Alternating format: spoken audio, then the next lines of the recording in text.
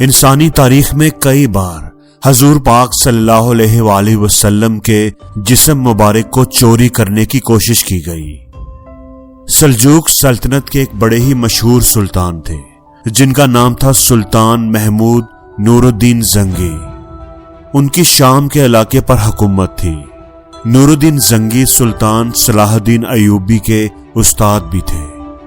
ایک رات نور الدین زنگی تہجد کی نماز پڑھ کر لیٹے تو انہیں خواب آئی۔ خواب میں انہیں حضور پاک صلی اللہ علیہ وآلہ وسلم کا دیدار نصیب ہوا۔ خواب میں حضور پاک صلی اللہ علیہ وآلہ وسلم نے دو آدمیوں کی طرف اشارہ کر کے فرمایا، اے محمود، مجھے ان دو آدمیوں سے بچاؤ۔ ان دو آدمیوں کے چہرے کی رنگت سرخی مائل تھی۔ یہ خواب دیکھ کر محمود نور الدین زنگی نیند سے بیدار ہو گئے۔ وہ حیران تھے کہ یہ کس طرح کا خواب ہے۔ کچھ دیر وہ اس بارے سوچتے رہے لیکن انہیں کچھ سمجھ نہ آئی۔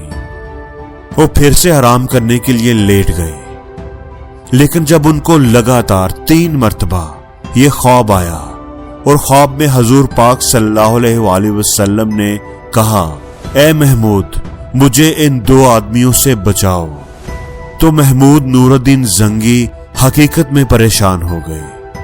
انہوں نے اپنے مشیر جمال الدین موصلی کو بلا کر سارا واقعہ سنایا۔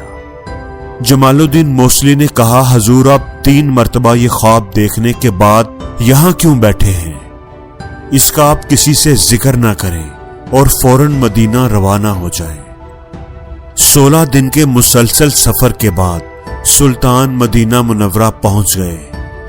جب محمود نور الدین زنگی مدینہ منورہ پہنچے تو مدینہ کے گورنر انہیں دیکھ کر حیران رہ گئے، کیونکہ پہلے وہ کبھی بھی اس طرح بتائے بغیر نہیں آئے تھے۔ گورنر نے وجہ پوچھی تو سلطان محمود نور الدین زنگی نے انہیں ساری بات بتا دی۔ گورنر نے پوچھا، میرے سلطان، کیا آپ ان دو بندوں کو دیکھ کر پہچان لیں گے؟ تو سلطان نور الدین زنگی نے کہا کہ ہاں، میں انہیں پہچان لوں گا۔ تو اب انہوں نے کیا کیا؟ انہوں نے خفیہ طور پر ایک پروگرام بنایا۔ انہوں نے پورے مدینہ شہر میں منادی کروا دی کہ سلطان ہمارے شہر میں آئے ہیں اور وہ سب لوگوں کو تحفے، تحائف اور کھانے پینے کی چیزیں تقسیم کریں گے، اس لیے سب لوگ فلاں جگہ پر جمع ہو جائیں۔ ان کا پروگرام یہ تھا کہ سلطان سے ملاقات کے لیے اور تحفے تحائف وصول کرنے کے لیے سبھی لوگ ضرور آئیں گے، اور اگر وہ 2 آدمی بھی مدینے میں موجود ہوئے تو وہ بھی آئیں گے، تو سلطان ان کو ضرور پہچان لیں گے۔ تو اس طرح مقررہ وقت پر مدینہ شہر میں موجود تقریباً سبھی لوگ اکٹھے ہوئے اور باری باری سلطان کے حضور پیش ہوئے اور تحفے تحائف وصول کیے۔ ایک ایک کر کے تقریباً سبھی لوگ سلطان سے مل کر چلے گئے، لیکن وہ 2 آدمی سلطان کو نظر نہ آئے۔ جب سب لوگ چلے گئے تو سلطان نے گورنر سے پوچھا، کیا مدینہ میں رہنے والی سبھی لوگ یہاں موجود تھے؟